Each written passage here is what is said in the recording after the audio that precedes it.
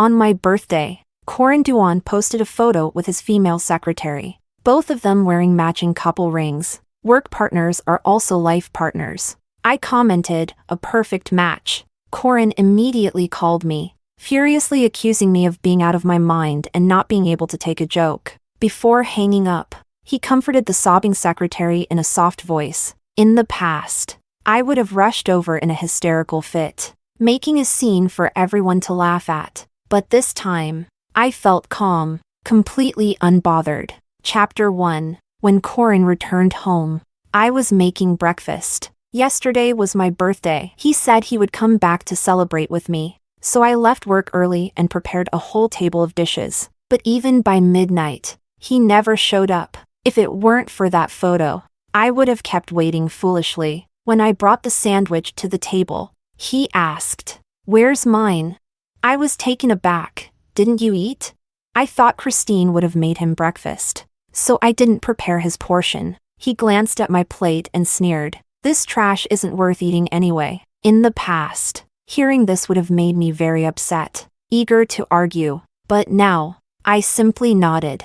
"Yeah, you don't like it anyway." He stiffened, then tossed a paper bag at me. "I bought you a lipstick. Every time we fought, he would buy me a little something as a peace offering." Knowing I couldn't stay mad at him for long, and would eagerly take the opportunity to reconcile, I didn't look up and responded dismissively, "Thanks." Not getting the reaction he wanted, he snorted and walked towards the bathroom, complaining, "What are you wearing? You're too old for pink. Do you think you're Chris's age?" My hand paused. Did he forget that Christine and I were born in the same year?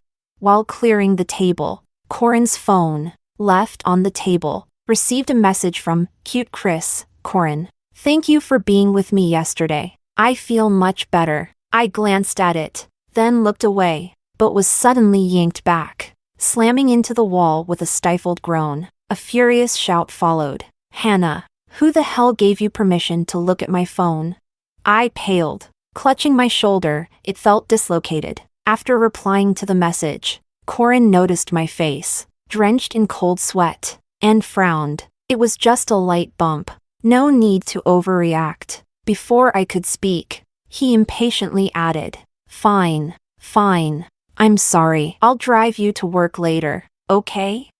Chapter 2. With my injury, I naturally didn't refuse. As soon as I got in the car, I noticed the little cat charm hanging in front. Corin looked uncomfortable. Chris liked it, insisted on hanging it. I responded blandly, "Oh, it's nice," but his expression turned odd. "Your lucky charm was too tacky, so I took it down." I stared at him blankly. He could change it if he wanted. Why explain it to me? Suddenly, I remembered that the lucky charm was something I got after walking 2 hours up a mountain, and despite his disdain, I hung it in the car. If it were the old me, I probably would have immediately thrown out Christine's stuff. But now, I didn't care about Corin anymore. So what's the point of competing with her? "Let's go. We're going to be late." Corin finally started the car. As soon as we took the high bridge, I realized the route was wrong. "This is the road to Starlight Tower." He clicked his tongue. "Can you not nag while I'm driving?" I calmly said, "My current office is at the Sanio building." He grew irritated. "Why didn't you say so earlier?" I had told him, but he didn't remember. After exiting the ramp, his phone suddenly rang, a ringtone Christine liked. "Pikachu." She said her cat was sick and needed to see a vet. Corin pulled over and told me to get out, since we're already on the wrong route. "You can find your own way to work." With that, he sped off. During the morning rush, I couldn't get a cab and stood in the cold for over an hour, freezing to the bone. I ended up taking the day off and going to the orthopedic hospital. In the evening, Corin came home, checked the kitchen, and asked, "Where's the late-night snack?" Chapter 3. Before coming home, he sent me a message. After all these years together, whenever he came home late, I would always prepare a late-night snack for him without needing to be reminded. I replied dismissively, "I didn't check my phone." Corin paused for a moment, then handed me a box. "Didn't you say you wanted to buy a necklace last time? Here." I looked away from the TV screen and saw the familiar design. I politely said, Thank you, but I've lost interest in wearing necklaces lately. Earlier in the day, Christine had just posted a photo wearing this exact necklace, complaining that the design was too old-fashioned for her taste. Corin leaned in, trying to put the necklace around my neck, try it on anyway. As his hand approached, it felt like it still carried the warmth from Christine's neck. Reflexively, I reached out to block him, and the delicate necklace snapped in an instant. Corin frowned. Are you still angry about having to go to work by yourself? I'm not angry. Corin sneered.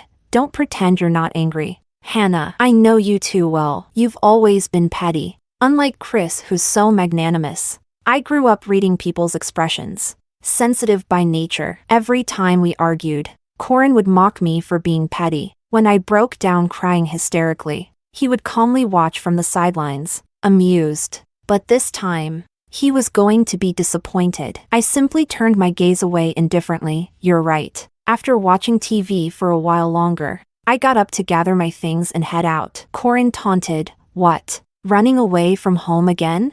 I calmly looked back at him. I'm going to work overtime. His expression froze awkwardly, as if he had more to say, but I had already opened the door. I spent the night playing a murder mystery game with my best friend Betty. Corin called, but I didn't pick up. Betty was shocked. You're not answering your husband's call? Everyone knew I loved Corin with all my heart. I would always answer his calls and texts immediately. But tonight, I didn't feel like it at all. Instead, I dragged Betty to a bar. When I got home, the sun was just starting to rise. I went straight to the guest room to wash up. I had just fallen asleep when a loud bang woke me up. Chapter 4. You still know how to come back. Ignoring Corin's sarcastic tone, I turned over and continued to sleep. In the past, I would always cater to him if he wanted to talk, and stay away when he was annoyed. I was always the one wagging my tail and begging for attention. Now that I didn't respond, Corin stood there for a moment, then suddenly slammed the door hard and stormed out, without anyone bothering me. I slept soundly. When I woke up, I found the house empty, and I felt extremely at ease. I leisurely made lunch for one, enjoyed it, and then went to meet the divorce lawyer that Betty had recommended. As soon as I arrived at the law firm, I saw a video posted by Corin's good friend Pablo. It was from his birthday party. In the middle of the video, Corin appeared with Christine sitting on his lap. Before the video could finish playing, it was deleted, and Corin immediately called. Honey, don't get the wrong idea. Chris just lost her balance and I helped her out. I replied, confused. I didn't get the wrong idea. Then don't be mad. On Pablo's birthday, you were working, so I was even more puzzled. Why would I be mad? Corin was momentarily speechless. After a long silence, he finally said, I'll pick you up tonight, and we'll go out for dinner. I was about to refuse when I heard the dial tone. He had already hung up. Corin came to pick me up, and we went directly to a Japanese restaurant. As soon as we walked in, the lobby manager bypassed me and respectfully addressed Corin behind me. Mr. Duan, you're here. Mrs. Duan is already waiting in the Sakura room. Corin's face changed instantly. Just as he was about to say something, Christine walked out, her eyes lighting up as she saw him. She ran over affectionately. Corin darling. Then, as if just noticing me, oh, Sister Hanny, you're here too. You haven't been to this place before, right? Corin darling loves their sea urchin salad. The lobby manager, sensing the tension, discreetly left. Chapter 5. I smiled faintly. What a coincidence. Corin's expression changed slightly as he walked over to grab my hand. But I turned away. Let's go. I'm hungry. Throughout the meal,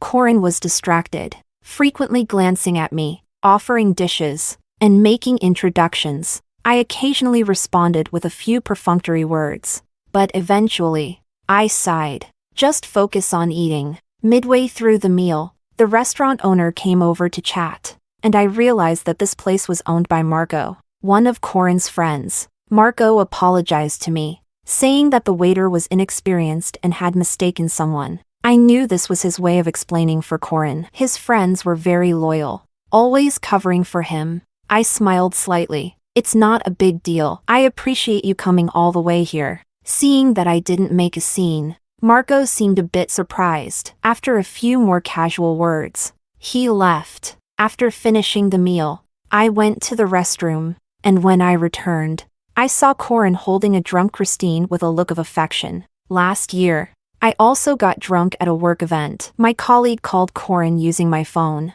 but he refused to come and get me. After my colleague dropped me off at home, I kept entering the wrong passcode and, in the early winter season, ended up sleeping in the hallway for the night. It wasn't until the next morning that I found out Corin had been home all along. I didn't want to let you in. I wanted you to learn a lesson. What kind of behavior is it for a woman to drink outside?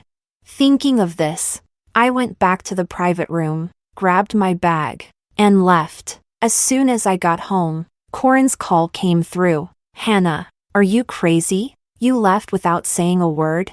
Do you know how long I waited for you? I calmly replied, Corin, let's get a divorce. This was the second time I had suggested divorce. The first time was on our wedding anniversary last year. Corin had taken Christine to the aquarium. We had a huge argument, and he pushed me so hard that I miscarried. I thought I could use divorce to threaten him, but to my surprise, he readily agreed. So, I cried my heart out, begging him to forgive my rash words. But this time, I truly wanted out. Chapter 6. Corin froze. After a moment, he suddenly let out a cold laugh. You're pulling this trick again? Fine. I'll be right back. Let's see what other stunts you can pull. Half an hour later, he finally arrived home. I handed him the divorce papers I had prepared, but Corin recoiled sharply, letting the papers fall to the floor. Heh, you're really going all out with this act. He gave me a long, deep look. This game is getting old. This time, it's real. But he sneered disdainfully. Hannah, I know you too well. If you're going to play hard to get, at least use your brain. Do you even have one? With that, he turned and walked away. For the next few days, he didn't come home, and I was perfectly content with that. Then one day, Marco called, frantic, saying Corin had been in a car accident and I needed to go to the hospital. I calmly said, I'm at work.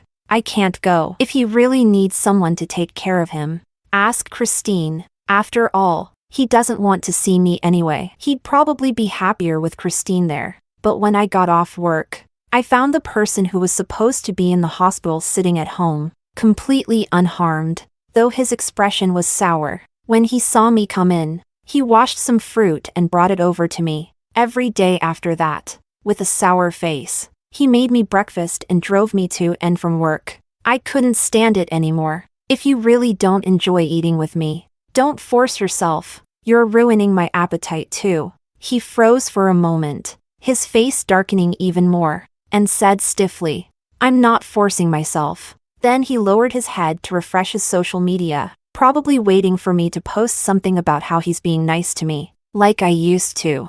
But I didn't post anything and even blocked him. The divorce papers sat on the coffee table, but Corin acted like he couldn't see them. I didn't push him. My lawyer said that patience is key at this stage. On the weekend, I went with Betty to welcome a friend back to town. As soon as I stepped onto the floor of the address she had sent, a surprised voice called out, Wife, are you here to see me?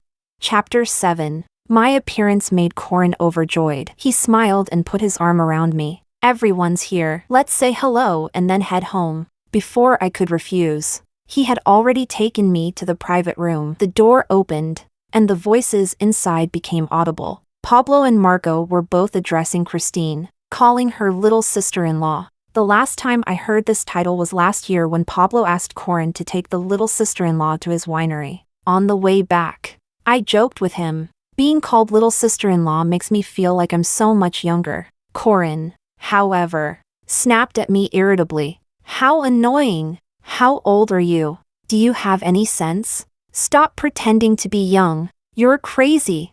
As it turned out, they weren't even talking about me. Corin looked at me nervously. They're just joking around with the title. That's all. I was replying to a message and casually said, it's just a title. They can call whoever whatever they like. Seeing him holding me as we walked in, the expressions of the others varied, and Pablo quickly stood up. Sister-in-law, I forgot to invite you to my birthday party last time. You told me to take care of that. I smiled and responded with a few polite words before Corin pulled me down to sit. Christine, who had initially shown displeasure, now giggled sweetly. Hanny, Corin said you don't like these kinds of gatherings. I almost believed it, thinking you just didn't want to come. In the past, I wanted very much to integrate into Corin's life, but he rarely took me to gatherings with his friends, saying I wasn't familiar with them and that everyone would feel awkward with me around. But now, with the smoky and tense atmosphere in this private room, I really didn't want to be here. The others started egging us on to drink a traditional toasting drink together, and Christine eagerly handed me a glass. As she wished, I noticed the watch and ring she was wearing. The designs were all too familiar because Corin had them too. Betty sent me a message, I'm here. My eyes lit up, and I stood up, pulling Christine's hand amidst the surprised stares. I sat Christine down beside Corin, ignoring his panicked look, handed them both a glass of wine, and intertwined their hands, with a smile full of satisfaction. Like an elder witnessing a wedding, I said, you two drink the toasting wine and be together forever, living a good life. Seeing that they didn't move, I quickly explained, don't worry, I won't break you up. I also wish for lovers to end up together. The room fell silent. Everyone stared at the three of us in shock, and I urged them, come on, drink. With that, I walked out of the private room with light steps. Chapter 8. Hanny! Hanny! Corin chased after me, his expression frantic, his lips trembling. Christine and I aren't what you think. I looked at him puzzled. What do you mean?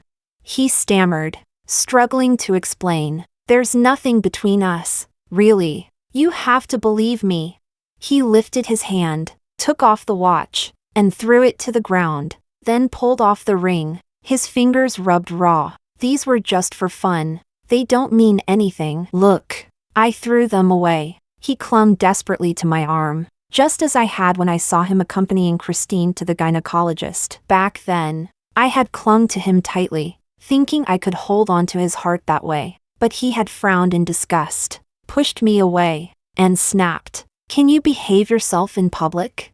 Now, the roles were reversed, and he was the one begging in despair. I coldly pried his hand off. Behave yourself in public, Mr. Duan. He stared at me in disbelief as I walked further away, but he didn't dare to follow. During the welcome dinner, Corin kept texting me, but I didn't look at a single message. Eventually, he called, but I put my phone on silent and tucked it into my bag. Betty asked, "Is this okay?"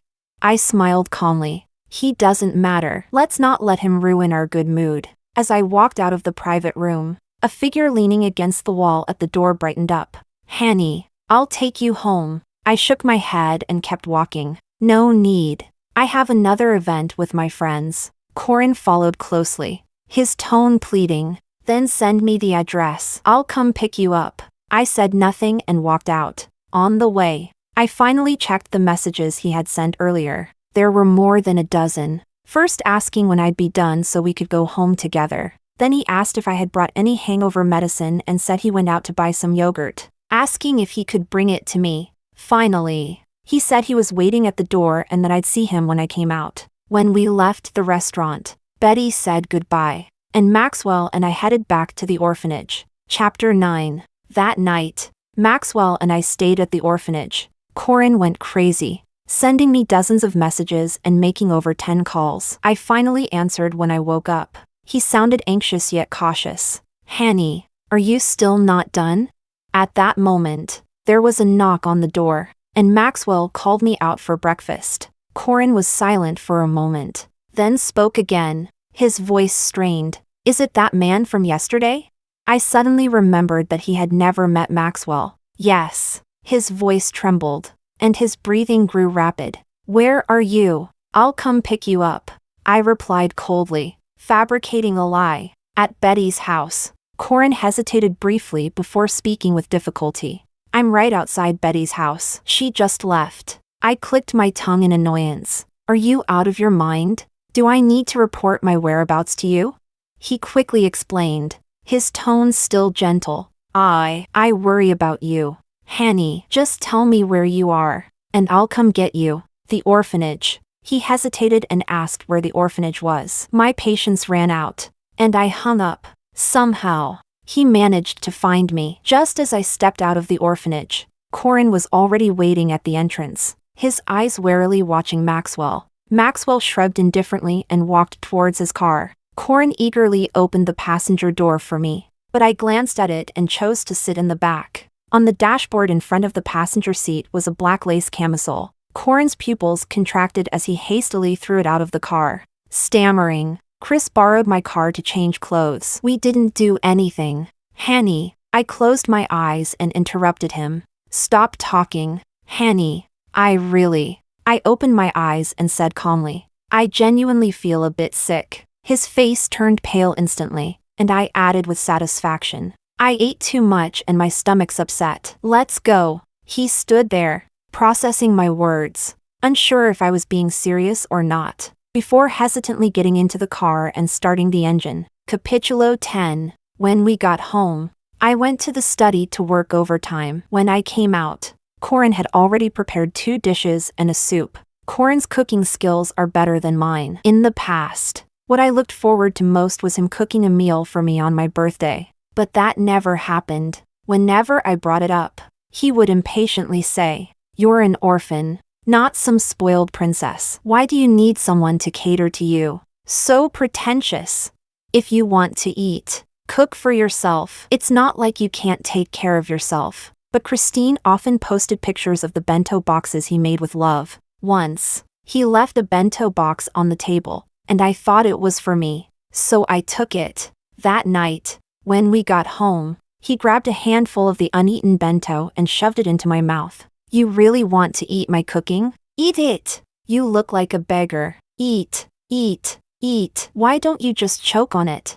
Before he got home, I saw Christine's post on social media. Someone made me a bento with love, but it was stolen. So sad. Only then did I realize the bento was for Christine. Because of me, Christine was sad, and now he was punishing me for making her upset. That time, I was left with food smeared all over my face and hair. I cried as I washed it off. When I came out, Corin looked at me expectantly. Hanny, I made your favorite sweet and sour ribs and seafood soup. I walked to the table, and he eagerly handed me the chopsticks. I picked up a piece of rib and threw it on the floor, scoffing. Trying to feed a beggar? Eat it yourself. He stared at me in shock, as if he couldn't understand what I was doing. Then I took the pot of soup and poured it over his head. What is this? It smells awful. The scalding soup turned his face red, but he said nothing. After doing all that, my food delivery arrived. I took it back to the study to eat, ignoring Corin as he cleaned up the mess. Chapter 11. Before long, he came over and knocked on the door. Hanny, He was interrupted by the sound of Pikachu's ringtone. Christine was crying on the other end, saying something. After hanging up the phone, Corin explained through the door. Hanny, please wait for me at home.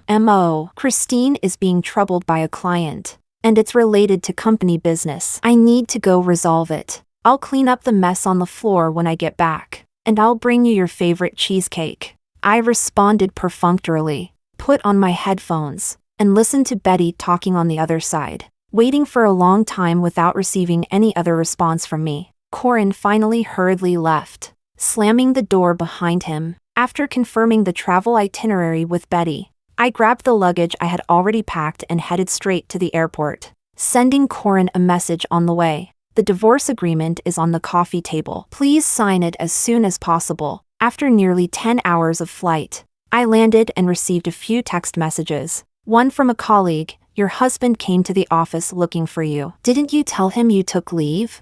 Another from Maxwell, Corin came to find me, but I wasn't home. He probably misunderstood something. Just as I finished reading the messages, the orphanage called to inform me that Corin had searched the entire place yesterday, trying to find me. Checking the call log, Corin had made over 20 calls. I didn't call back. Instead, I switched to a local SIM card and enjoyed a month of carefree fun. Here, I was just myself, with friends by my side and beautiful scenery. I didn't have to worry about a man not coming home at night.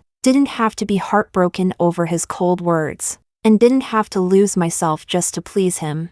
I experienced an unprecedented sense of ease and happiness. Chapter 12. A month later, I returned home, and the divorce agreement was still lying untouched on the coffee table. I unpacked my luggage, deleted Corin's fingerprint from the door lock, and changed the password. Even before returning, my application for further studies had been approved, and I was scheduled to leave for the UK in 3 months. Betty and Maxwell booked a restaurant to celebrate with me, but as soon as I arrived at the restaurant parking lot, I ran into Corin and Christine, who were also there for dinner. When I got home, I checked Corin's activities over the past month. After failing to find me, his social media became quite lively. One day, he posted a picture of the tie I bought for him, saying it could tie a man's heart. The next day, he posted a photo of us from when we were dating, reminiscing about the promises we made. The day after, he shared a picture of a dish he cooked, saying his wife loved his culinary skills. Anyone who didn't know better might really think he was a loving husband who adored his family. When he saw me, his face darkened, and he walked over with big strides. I quickly dodged his attempt to grab my hand, skillfully moving behind Maxwell. Before Corin could say anything, Christine screamed, her face full of indignation. "Hannah, you really are a fickle woman. You're not even divorced yet, and you're already flirting with other men, going in and out with your lover." Corin was already glaring at us, and Christine's words made him furious. He swung his fist in a rage. "How dare you flirt with my wife, you bastard!" There was no way I would let him hit my friend, so I quickly swung my bag at him. It landed heavily on his face, and he looked at me in disbelief. I coldly said, "Get lost." Corin's eyes instantly turned red, his face full of grievance and accusation. "Wife, are you hitting me for another man?" I sneered. "Yes. Is there a problem?" He stood there in a daze, clearly unable to understand why the woman who once cared for him the most, who loved him more than herself, was now humiliating him for someone else. Chapter 13. Christine walked over, linking her arm with Corin's, casting a triumphant glance at me. She then softly said to Corin, "Corin, let's go. She doesn't appreciate you." "But Corin suddenly shoved her away forcefully, his eyes still locked onto me. "Wife, I know I made mistakes before. Please forgive me and come back home, okay? I'll cook for you every day, whatever you like. I'll make it for you." I couldn't help but let out a sarcastic laugh. In the past, if he had begged me so humbly, my heart would have ached for him, and I would have been eager to forgive him right away. But now, where does he get this confidence from? Does he really think that with just a beckon of his finger, I would come running back like a dog?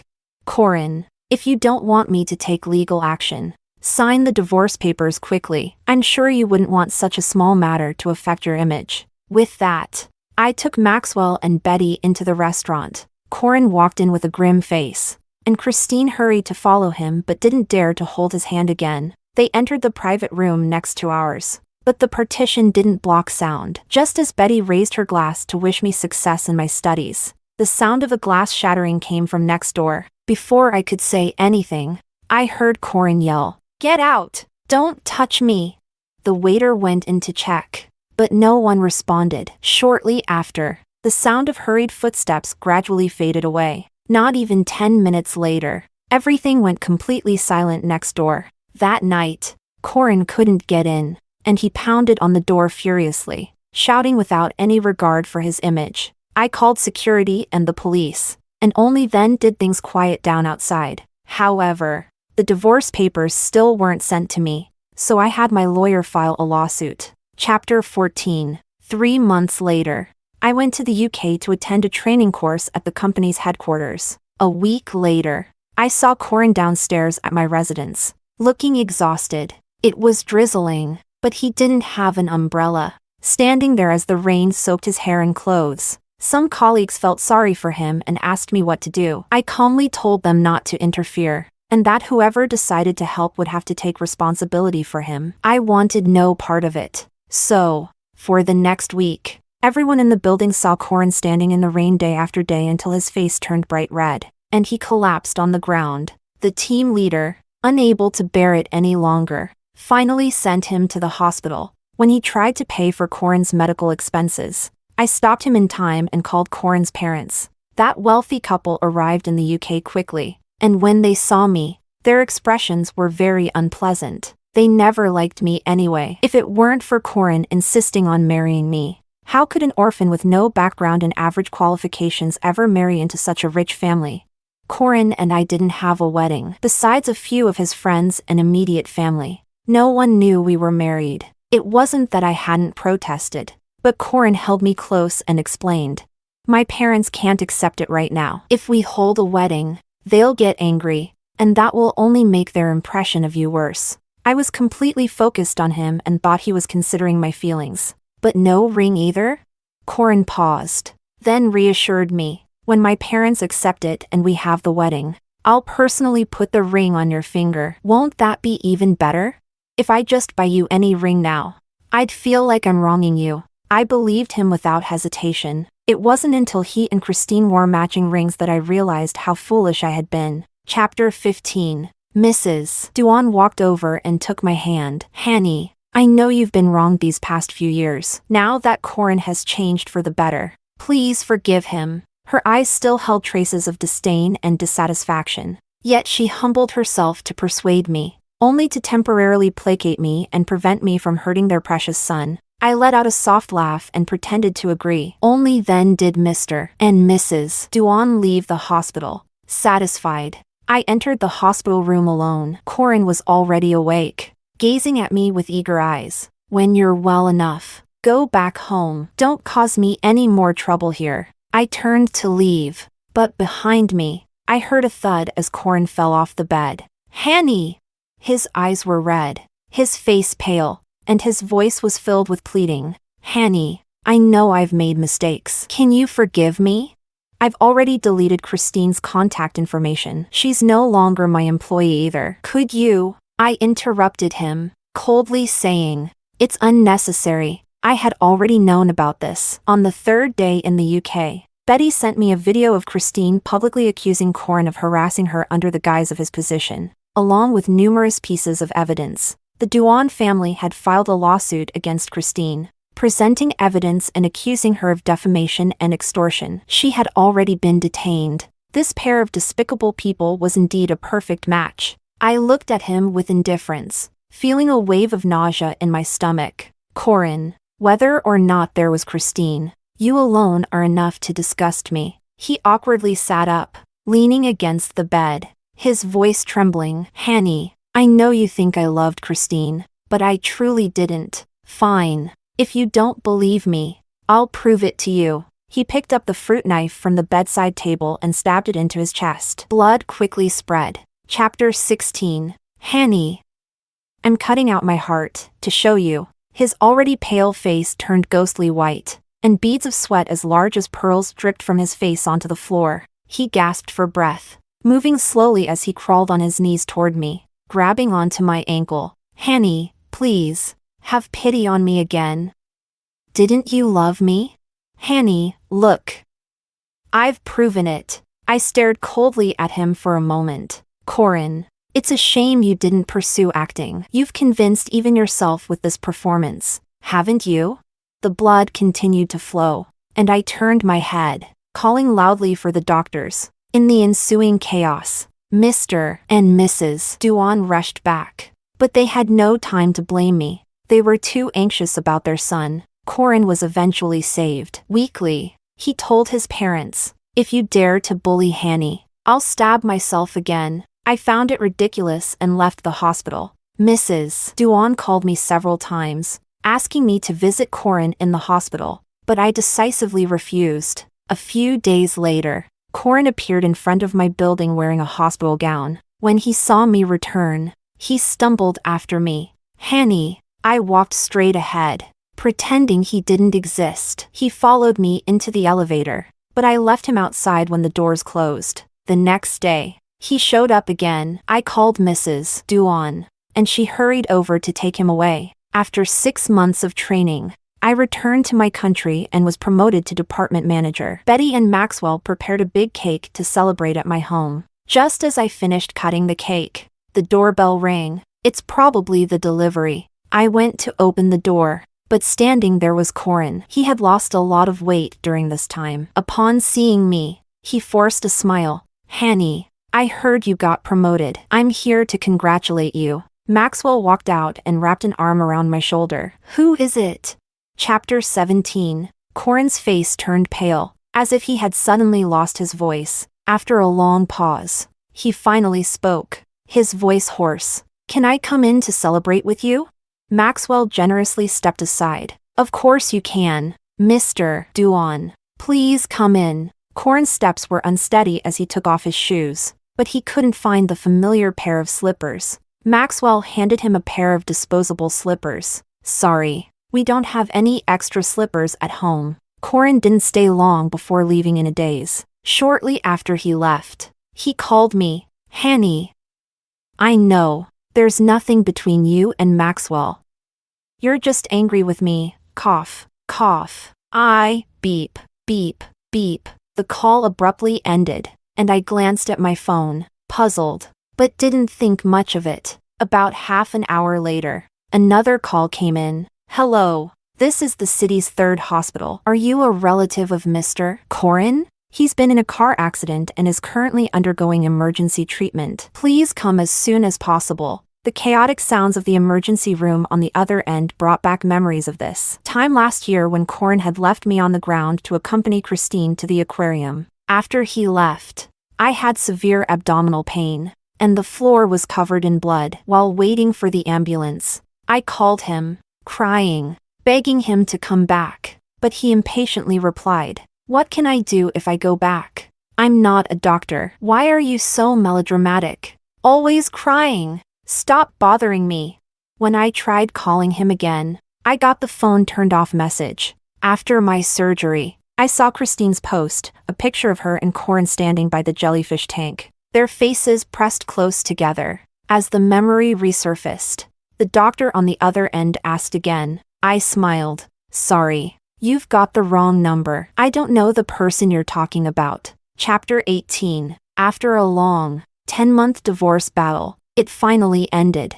Corin, now a double amputee, sat in a wheelchair, gazing at me as if I were a treasure. But I was too busy celebrating with Betty, hugging her and cheering. Besides freeing myself from Corin, I also gained a significant amount of wealth. 5 years later, having been promoted to an executive position at the company's headquarters, I was traveling abroad.